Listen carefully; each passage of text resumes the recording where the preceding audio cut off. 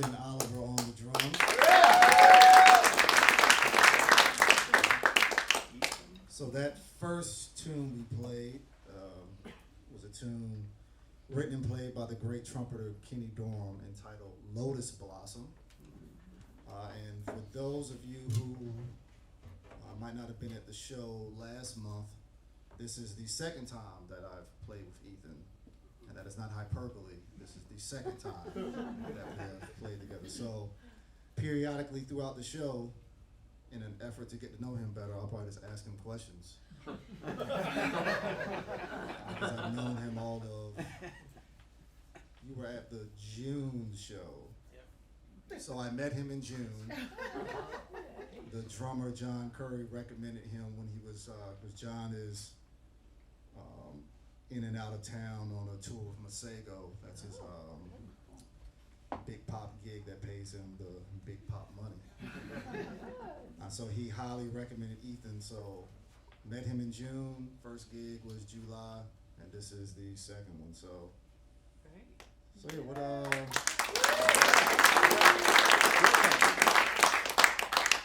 so I think we found out like some of his hobbies last time, and some of the things, I know he's going back to school later this month. He's driving up back to Juilliard to start his second year. So it's always I always joke with friends who are about my age. I got back to North Carolina when Hurricane Katrina hit in 2006, so I was, 23, 24. I don't feel very different than I did 20 years ago. I feel about the same. But when you play a gig with somebody that you're old enough to be their dad, then it starts hitting like, oh yeah, I'm getting a little older. All right, so let's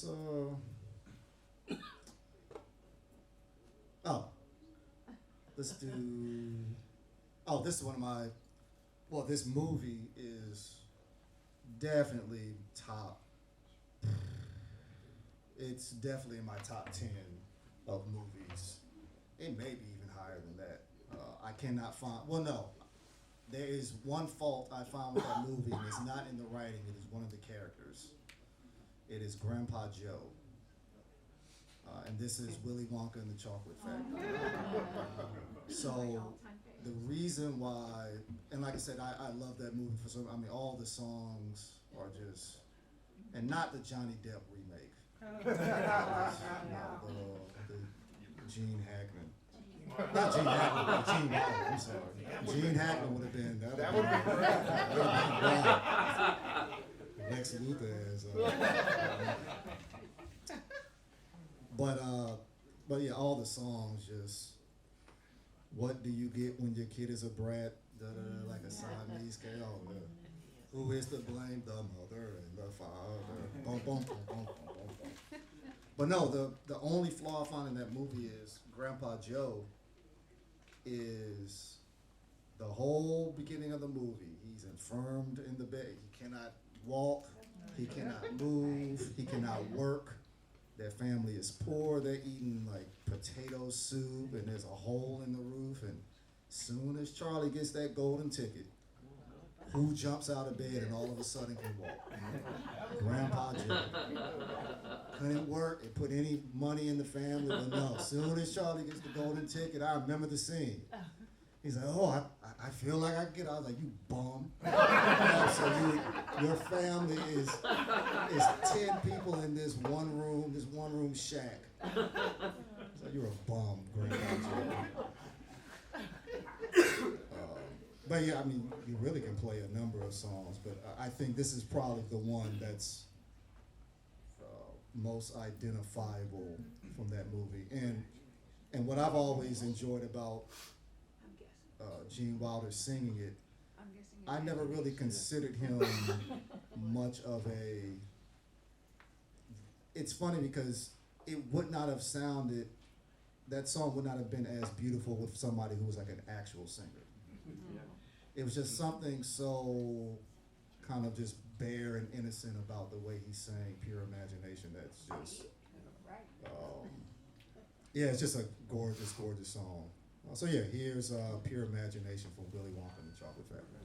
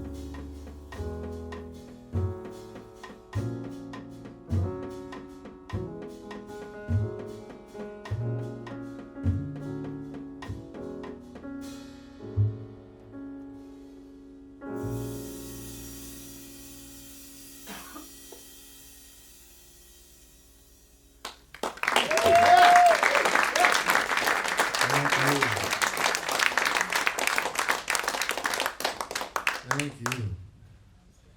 Willy Wonka and the Chocolate Factory, and not the stupid second one. All right, so as I like to do a couple times during the show, I like to open up the floor for questions. And the reason I started this some years ago, I always thought that jazz was one of those things that people come to the shows and sometimes don't really understand what's going on, but they like it, but then they'll like clap kind of after stuff, and they're like, oh, I guess I like it. But what I found is, and I've had all kinds of ranges of questions. Somebody asked me how I feel about the state of jazz, from people ask about logistics and how do you practice certain songs. So it's always wonderful questions. You gotta go to the bathroom? I'm turning this monitor on. Oh, okay. So yeah, while we wait for the bass player, does anybody, yes? You have the piano on the right side of the stage, which has your back to the combo. Last time I saw you was on the left, so you could see them, and I'm curious why you have it so you can't see the drummer and the bass. When was the last time you saw me play? 6 months ago. Was it my group or was I playing with somebody else? I think it was the same bassist, different drummer. If it was my group, I'll always like this. So what do you like about that? So this is the same way Nat King Cole and Oscar Peterson play. Thelonious Monk. Yeah. So it's the reason why it works is because I can hear. Can't hear over there. It looks good for the audience because you can see, but I literally can't hear anything. And so it changes even a stage like this that's not that big, and imagine on bigger stages.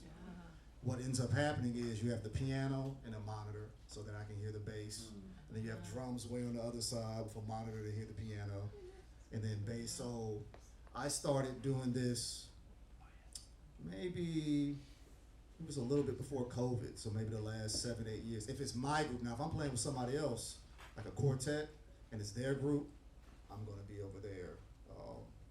So yeah, the simple answer is I can actually hear everybody. So we're much closer together. And then a follow-up question somebody had, because somebody asked this before, was, well, how do you know, like, how does everybody know what to do? That's a whole nother rabbit hole. So I try and I think I can be just as clear with my back to them as I can. I just give very clear musical signals. This is what we're about to do. Yeah. Now, if it was a bigger group, maybe you got to start thinking about that. But it's like with a trio, it's okay. We're about to do this. We're about to do this, and they all can be like musical cues. So yeah, the long and short of it is, it's easy for everybody here. Like one of my least favorite things to do is play acoustic music too amplified, and that happens all the time. It is probably. Because I don't mind it so much, because obviously it's necessary with other styles of music. Like you go to a church, especially like a black church, it's like, yeah, you have to have like mics on different things. I go to an R&B concert or a pop concert, it's just like, yeah, this needs to be amplified. But one of the worst things in the world is loud jazz. Yeah. And I don't know where people get it from.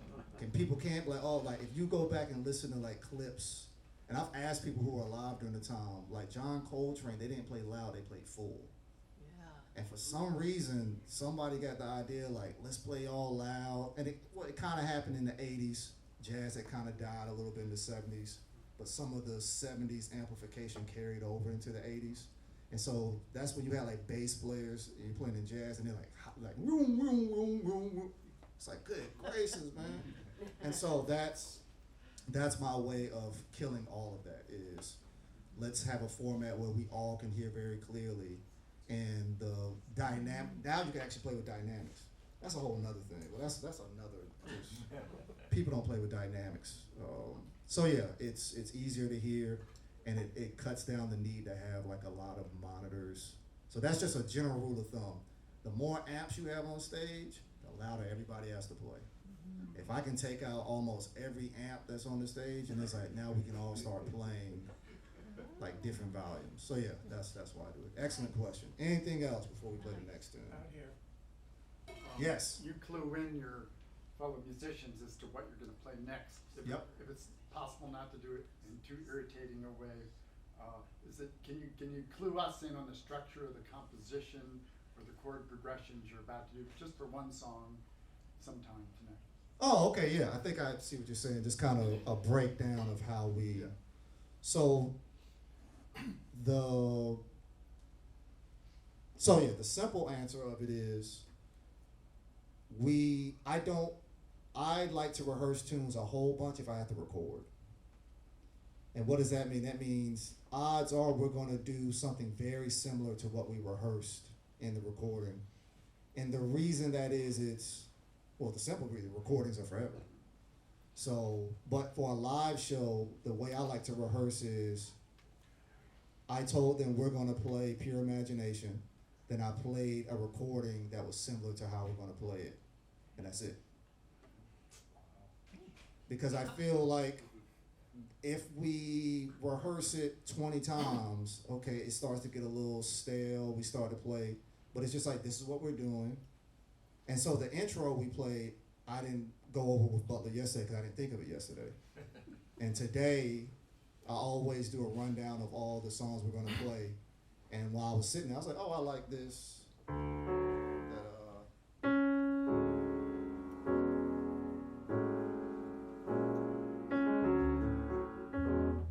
So I thought of that right before I came here. I was like, all right, well, let me teach that to Butler.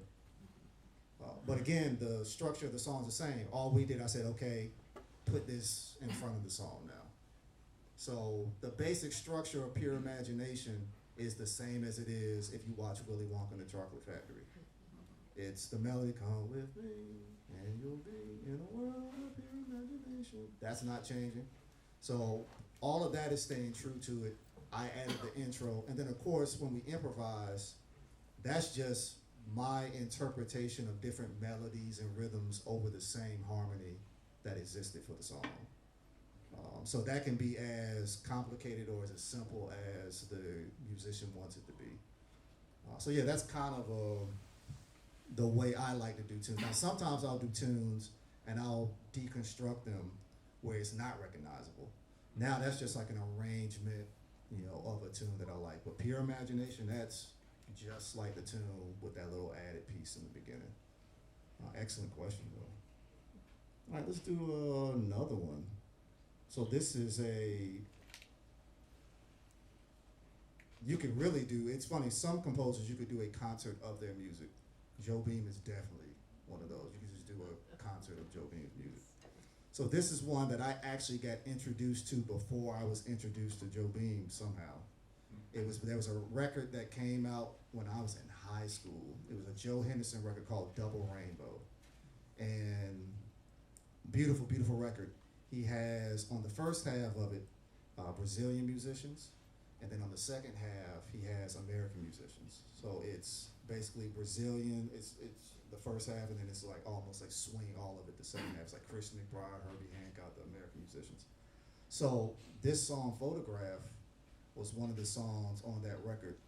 I didn't hear this is what, 97 when I heard this record. I didn't hear the Joe Beam version until probably 2-3 years ago. I just always knew the Joe Henderson, and of course the Joe Beam version is, like all of Tom Joe Beam stuff, is beautiful. So yeah, this is Tom Joe Beam's Photograph.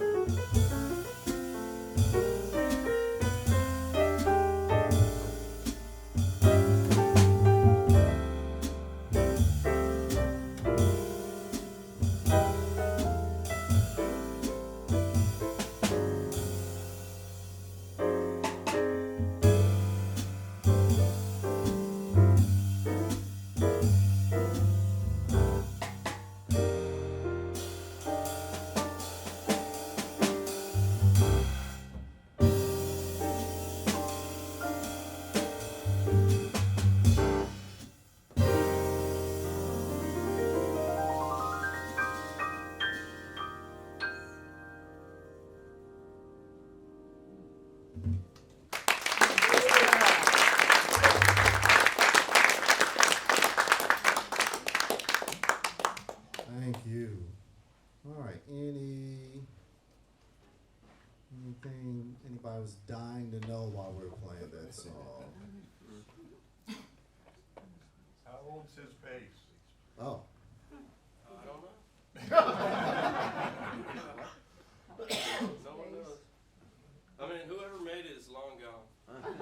But they told me turn of the century, Wow. which would be the Which century? the 1900, like 1880s or 90s or something. Was it the 90s? That's the 20th it's the 20th century. Yeah. So where'd you get it? I saw the 20th century. I was there for a little bit of that. Raleigh Public Schools. I got this at the bass violin shop in Greensboro 10 years ago, Wow. in 2016.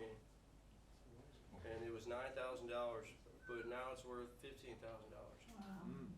So, Don't tell us. you guys should all invest in bases. Don't invest in the stock market. And that's your investment advice for the evening. It's invest in bases, not the stock market. Butler Knowles. Yeah. Don't be like Ernest. Anything else? That's a, Here's one. yes. Do you think we need gatekeepers of music? Oh, wow. That's a TED talk. Question? So it's for people that didn't hear him in the back, he was asking, do you think we need gatekeepers in music? I think the quick trigger answer, somebody might say like, no, we don't, but I disagree. Here's why. When I was coming up in the music in the 90s, even in Durham before I left and went to school in New Orleans. So I don't know if I told this story before, but my first like official gigs when I was a senior in high school at Jordan High School, the summer after I graduated. Oh, no Falcons. But after I graduated, my first gigs were with Paul Jeffrey, who used to be the saxophone instructor and the head of the jazz program at Duke. And if any of you, I don't know if any of you are familiar with him or had met him, Paul Jeffrey is not who we would consider like a friendly person. But here's why that's important. I'm 17, I'm fresh off of all these schools offering me different money, and I had made all-state band on tuba, and I was the horn line captain at Jordan, and I played trumpet in the jazz band and piano. So basically, you start thinking you actually are doing something. And then I got on the gigs with Paul Jeffrey, and every gig I was scared. He did not. So this is what I notice now. If there's a person who's 16 or 17, nobody will tell them the truth. Everybody is just like, oh, good for you for coming out and playing. And the way Paul Jeffrey treated me, he treated me like a pro. If I didn't know a tune, why do you not know that tune? And I'll never forget, we were playing some outdoor event, and I think Will Terrell was on drums, who was a drummer who used to be in the area.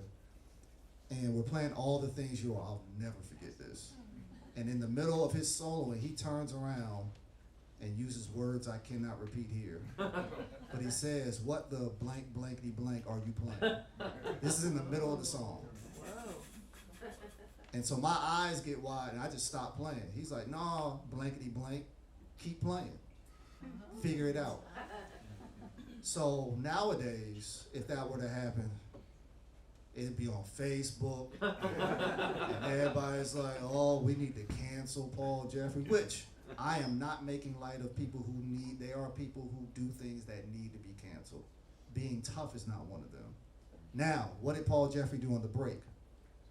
He pulled me aside, he said, show me those piano voices you're playing. He said, where did you get them from? I told him where I got them. I'm not gonna repeat the name of the person that I was studying with, because it's not a good story for their sake. And he was just like, oh, well, no wonder your voice didn't sound like that because of this person. And then he showed me what to play. And every gig I did with him was like that, but it was always a kick in the butt, and then like, hey man, you're like talented, but I expect more of you. When I got to New Orleans, that didn't stop. I got in the band with Delphio. It was almost just like somebody just pressed repeat. I remember in a rehearsal with Delphio, this is at his house, rehearsing with the band, he stops. He never called me by my first name, ever. He never introduced me correctly at concerts. On purpose. He would say, from Slidell, Louisiana, and just say a random name.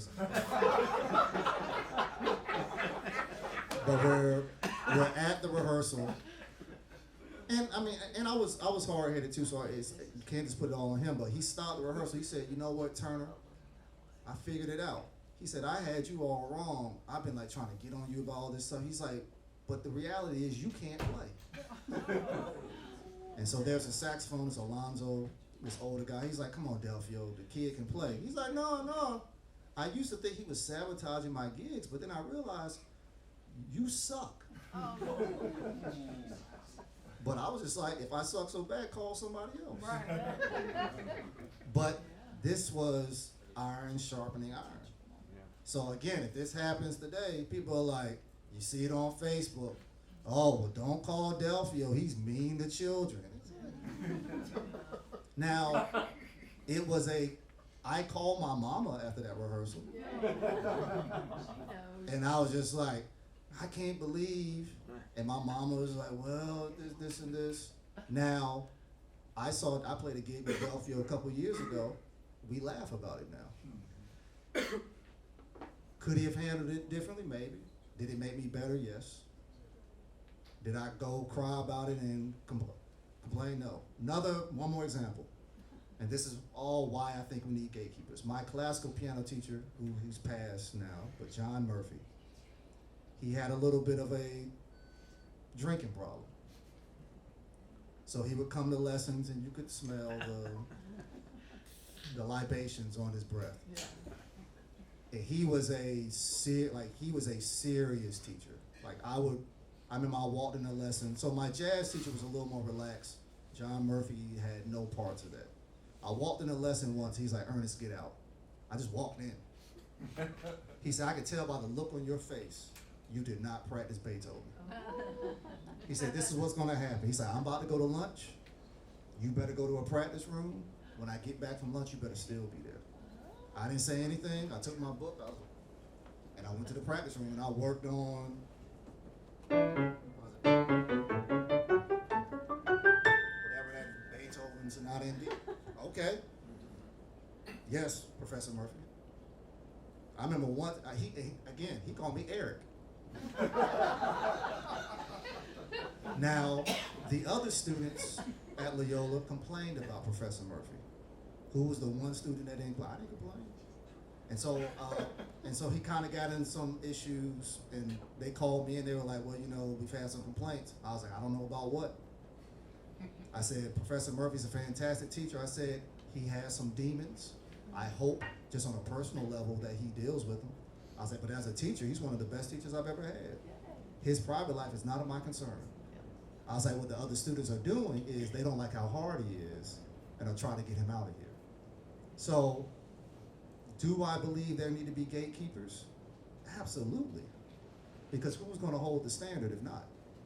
Now, where does this go awry? How does this go wrong when gatekeeping becomes, I'm not going to let you do something because I'm holding it too tight. That's different.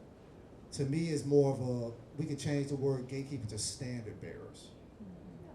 A big part, we were talking about this yesterday, I think a big issue with not just jazz, like turn on the radio. Quality control is an issue nowadays. Let's say we asked Alexa and said, play me music from the 60s. Don't specify the type. It'll just be hit after great song, after well written, after live this, after this. I mean, I was watching Michael McDonald talk about how he wrote What a Fool Believes. First of all, that song.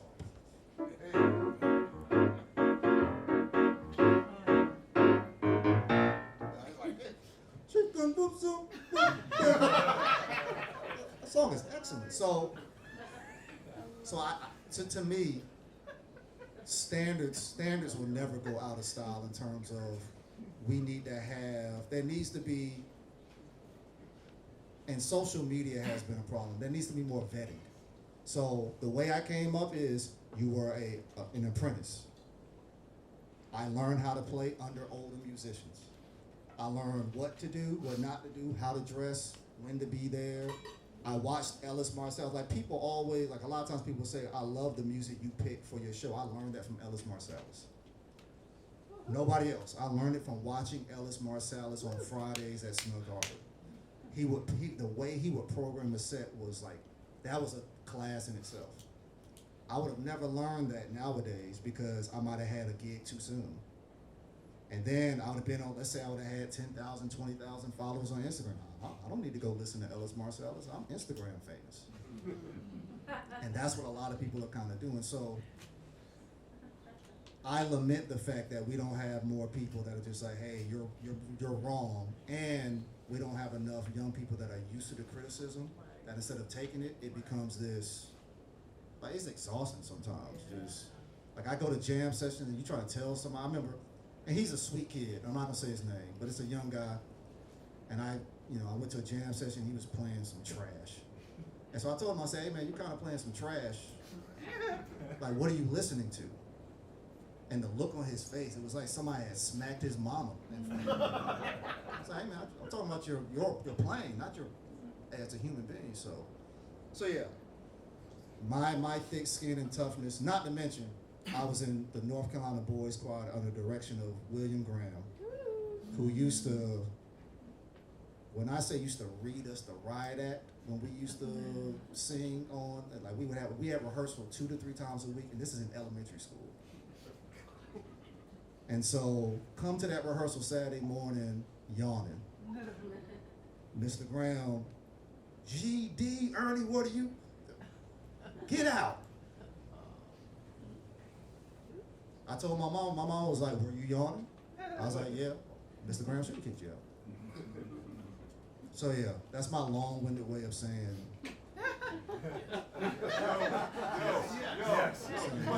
Question. Yes. Who arranged your music? Who arranges your music? The bass guy, you? Who arranges your music? Oh, I do all the arrangements for the. Bass guy don't do nothing?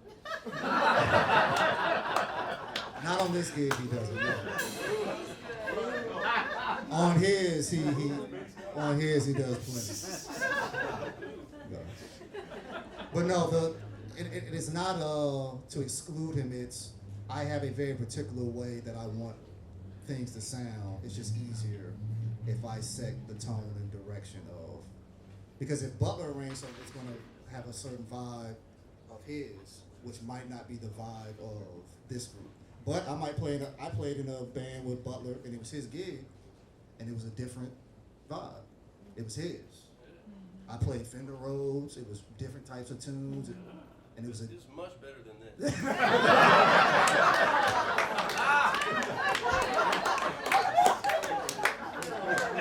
It's much better than this. So, but it's funny because that's actually a really important thing. But again, where did I learn how to be not only an artist but a sideman? Being an apprentice, learning how to play somebody else's gig and make that gig sound good without it being your thing. So all those things I learned by some older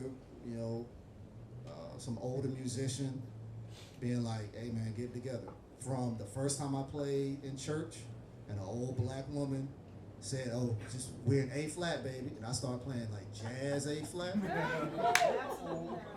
This woman turned around and she had a smile on her face. I'll never forget. She's like, baby, that ain't it. And she was just singing a hymn, but I was trying to, she was like, no. So, but what did that do? I was like, okay, I need to learn this. I need to learn this. Had she just been like, you did a good job. No, hey, what are you doing? So yeah, excellent questions. Let's play another one. Let's do, oh, yes.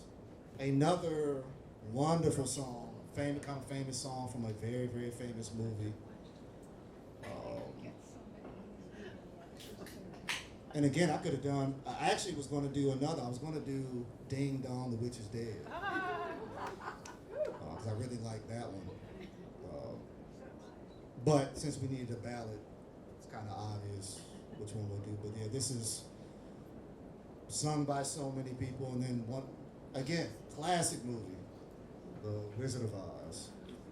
And then for a lot of folks, I know in my household also The Wiz. That was ease on down the road. But yeah, here's Over the Rainbow from The Wizard of Oz.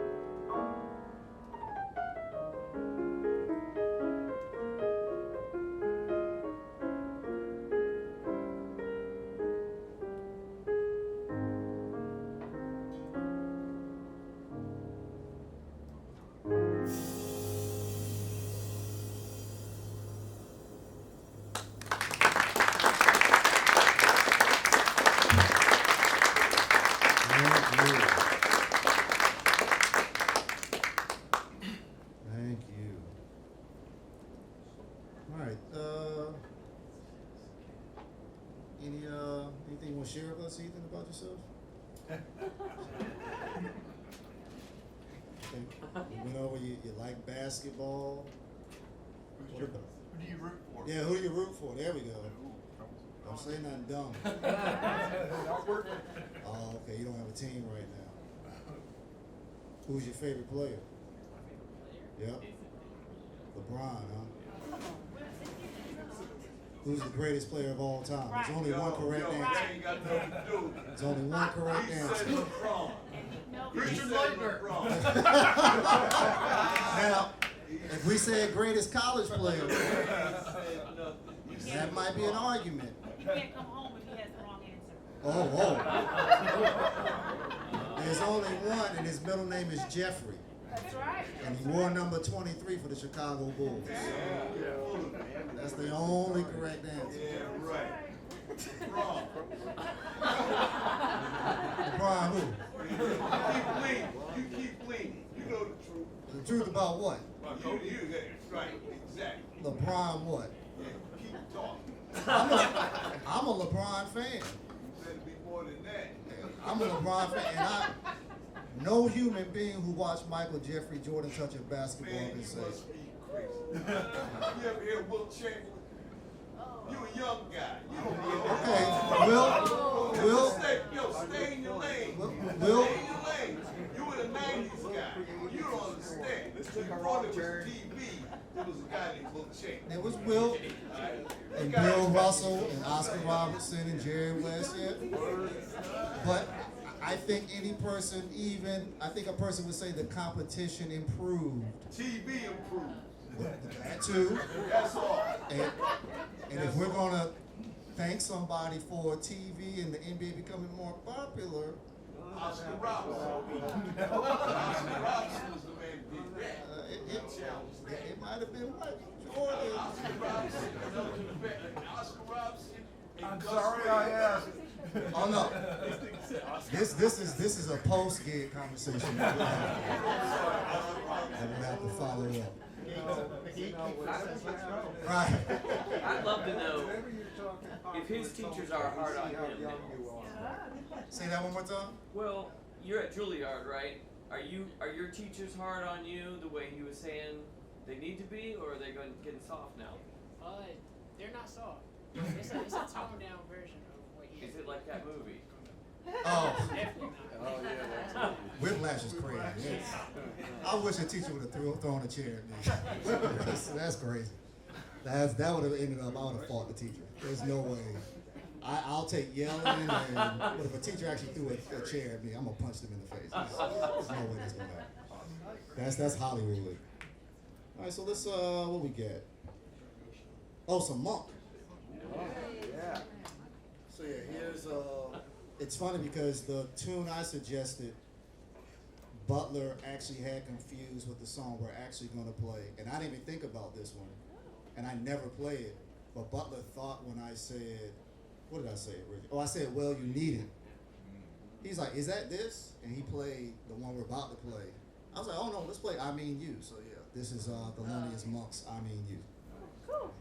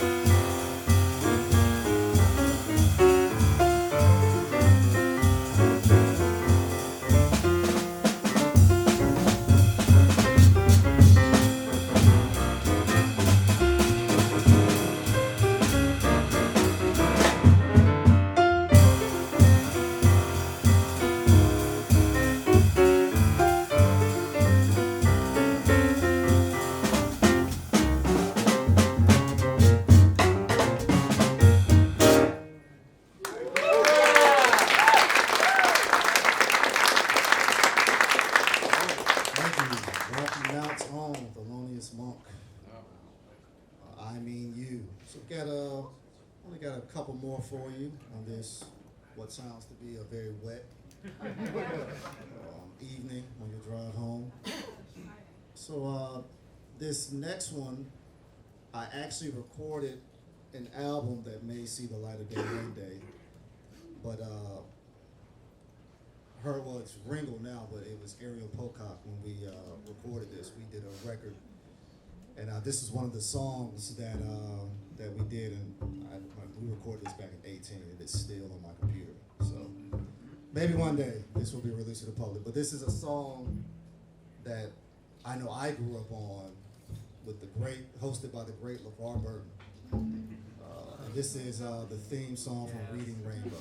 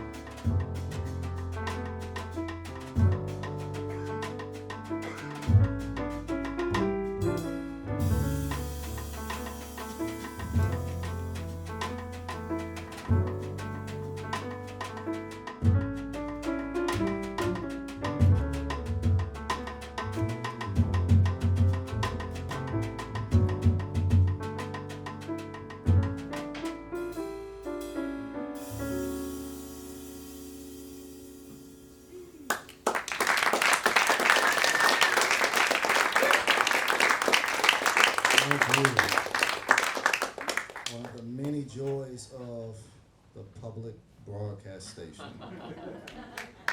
that some people think is not important. I'm not going to say who doesn't think it's important, but certain people think we need to cut funding from public broadcast station, which, I mean, anybody of a certain age, you grew up on. What's the one? It wasn't I'm just a bill and I'm only a bill and I'm sitting here on Capitol Hill. And all that stuff. And then 1, 2, 3, 4, 5, 6, 7, 8, 9, 10, 11, 12. Like, oh yeah. Oh gosh, yeah. So yeah, the beauty of PBS. So we got one more for you. Hey, can we thank Steve and Esther Kant? I forgot to acknowledge. Oh yes. The donors for this evening. Thank you so much. Thank you. Again on the drums, Mr. Ethan Oliver on the drums.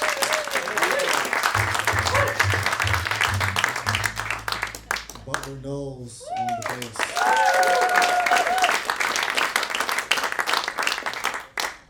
Ernest Turner, I'd like to thank you for coming out and hanging out with us. This last one I've played once before, years ago, before my son was born, so it had to be over 13 years ago.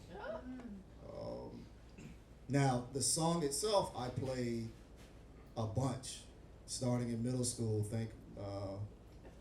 I'm thankful to my piano teacher, Miss Barbara Cook, who she was one of the piano teachers at Central, and she taught my mother when my mother was in college. Wow. And then she retired. I took piano lessons with my mother, and that did not work well. And so I stopped taking lessons. And I did other things. I was in boys choir, I did all these other things. And then in 7th grade, I said I want to take piano lessons again. And she took me to Mrs. Cook.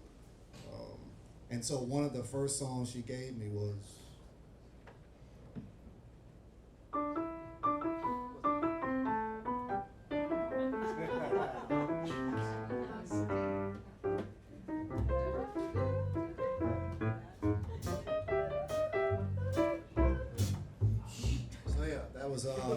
the first songs that she gave me. She was a wonderful, she passed in 2017 at the ripe old age of like 94 or 95. But she gave me, she was really a wonderful teacher, gave me just a lot of different stuff. She gave me Scott Joplin, and then there was Bach and Chopin. She gave me when she knew, it broke her heart, because she wanted me to go to Oberlin and play classical music. But when she started to realize I really was interested in jazz, she gave me a book with Duke Ellington's music. She gave me stuff of like Oliver Nelson. It was just, she gave me a lot of music. And she really became like a family member of mine. She had to be in her 80s when I graduated college. She flew down with my mother to come to my recital. And at her musical remembrance, her daughter was there, and I've known her daughter for some years. She came up to me, we were downstairs eating, she's like, I know you already know this, but you were my mother's favorite. So yeah, that speaks to, I tell people all the time, like, teachers matter. I see, unfortunately, I saw that in Durham and Wake County, like, teachers have to, like, not go to class, to, like, boycott how much they're getting paid. It's like, come on, y'all, like, if money should be going anywhere, it should be going to teachers. Yep. It's really confusing. That becomes like a partisan issue. It's like, pay the people who are teaching kids how to learn. Like that seems like an obvious thing. But but Miss Cook was I mean, I have a lot of fond memories of her, but I have a mug that she gave me that I drink coffee out of regularly. Back when I was like, when I was graduating high school, she gave me this mug with like music notes on it, and I still have it. So this was like 98, 99. I still have it, and every time I drink coffee of it, I think of Miss Cook smacking my hands when I was playing the wrong finger on something. So yeah, here's a little bit of my twist on Scott Joplin's The Entertainer.